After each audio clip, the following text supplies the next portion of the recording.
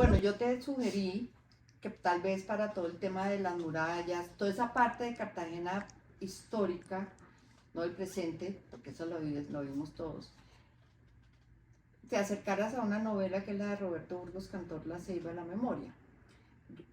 Yo, pues eso es lo que más he leído en mi vida, la obra de Roberto. Y esa novela en particular, que ya venía de otras, que no voy a hablar aquí del tema, pero es importante porque para mí me desvió como filósofa en el sentido que hizo en un arco el exterminio de Auschwitz con el exterminio, lo que significó el exterminio de la esclavización. Entonces me parecía importante ese, como estabas buscando pasado, presente y futuro, esa manera en cómo él había hecho ese arco entre un exterminio, bueno, contemporáneo, pues ya del siglo pasado, y el exterminio que todo el mundo, pues no se hablaba tanto y que tenía sede en Cartagena de India, que ese era el puerto petrolero importante.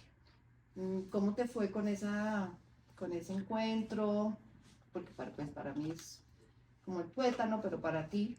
Para mí ha sido maravilloso. Empezaría diciendo que está entre las 5 novelas más bellas colombianas. Es como que no entiendo por qué no la había leído, más o menos. Y ha sido muy bello. Yo suelo tener como dos procesos cuando voy a construir una obra, y aquí es importante como hacer este contexto. Eh, una obra sonora que viene como de una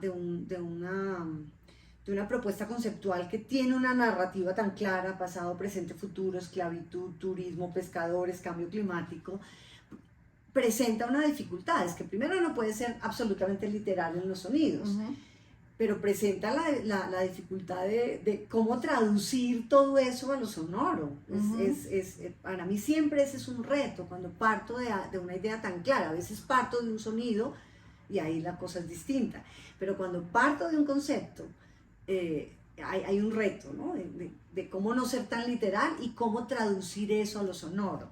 Y en ese caso yo suelo tener como dos caminos que me inspiran. Uno, pues la investigación que todos los artistas hacemos, ¿cierto? Leer sobre Cartagena, las murallas, bueno, sobre el manglar.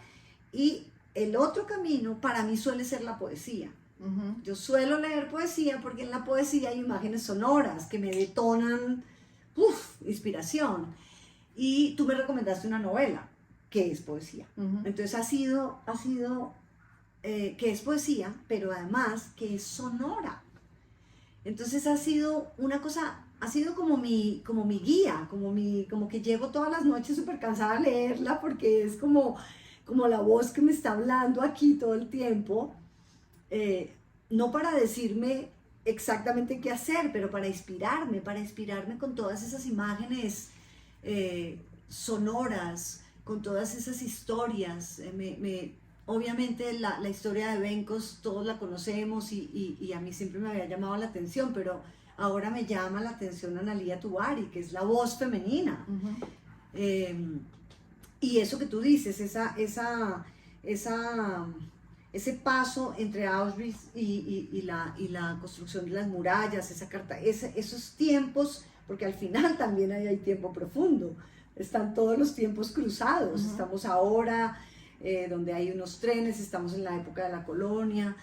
Ha sido maravilloso. Ha sido como una guía inspiradora, poética y sonora.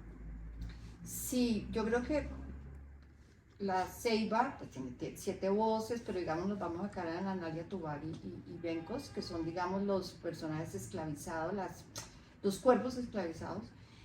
Y es muy interesante tal vez para lo sonoro. Analia Tubari blasfema y canta. Esa es su voz, porque yo a partir de esta novela me inventé un concepto que estoy elaborando que se llama vocantes.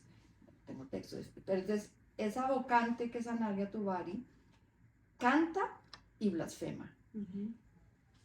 La vocante que es Bengos Biojó grita. Yo tengo un tema con el grito. Entonces es muy interesante ver ese vínculo también entre el grito y el canto, porque yo te decía, quizás habría que oír el grito de Abbey Lincoln en un maravilloso disco que se llama Freedom Now, donde ella es una mujer, fue una mujer negra, y donde esos límites de la voz, volviendo a la carne, esa pregunta por la carne que tienes, ¿no?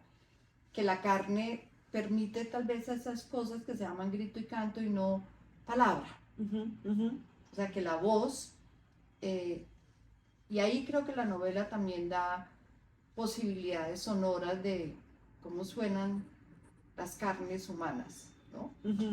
No sé si eso lo has visto. Y otra Sí. cosita que me parece muy importante en la Ceiba, que no es el tema acá, porque no sé cómo se llevaría el olor al sonido, porque es una novela de olor tremendo. Todo el Sí. tiempo huele, todo el tiempo huele y suena. Es impresionante. El grito, claro, el grito está en mi bitácora como una gran pregunta, porque es ese grito rasgado, es ese grito que también está en Analia Tubari, está en Bencos, pero también está en Analia, ese grito de, qué lindo lo que dices, el grito que puede ser canto también, ¿no? Es que El grito ese que es se el grito de vuelve Analia. canto, ese es Sí. el grito de Analia, el de Bencos es más rasgado, Pues, pero sí, qué lindo eso. porque Benko siempre dice grito y Analia dice canto. Es decir, Sí. esas son sus opciones, digamos, las opciones de esas vocantes. Entonces, ¿cómo estamos entre el grito y el canto buscando unas sonoridades que tal vez también, y ahora veo que te pregunté por el grito del mangle, o sea, que hay algo que me interesa de todas maneras en esas posibilidades. También te hablé de los guaduales que parece que cantan, ¿no? Porque crujen. Crujen, ¿no? Entonces, no sé, creo que ahí también hay algo para poder Sí. vincular las especies. De acuerdo, de acuerdo. Y vuelvo e insisto, esas son preguntas vivas porque estoy en la mitad de la composición, pero es una pregunta y evidentemente ese grito tiene que estar y el grito del manglar tiene que estar. ¿Cómo se resuelve sonoramente? Es la gran pregunta, pero ese grito tiene que estar ahí porque además hay y esto es muy personal, puede que ni se escuche, pero esto es una cosa que sí he decidido. Hay un homenaje a Roberto y a ese libro en mi obra, es evidente, porque ha sido mi compañía, ha sido, o sea, si volviera a empezar y me pusieran 1000 libros, escogería ese, es el libro, y ahí te agradezco. Yo te dije, necesito un libro, no 10. Ese es el libro que acompaña esta obra, pero totalmente. Bueno, seguramente lo escuchará desde donde esa energía esté hoy en día. Ah, qué lindo. Sí, porque es demasiado bello su poética, su sonoridad, cómo entras a ese mundo, cómo entras al mundo de esa carne por la que yo me pregunto además, porque es una gran pregunta en mi obra. Bueno, qué bueno que eso te haya, digamos, acompañado. Sí, total.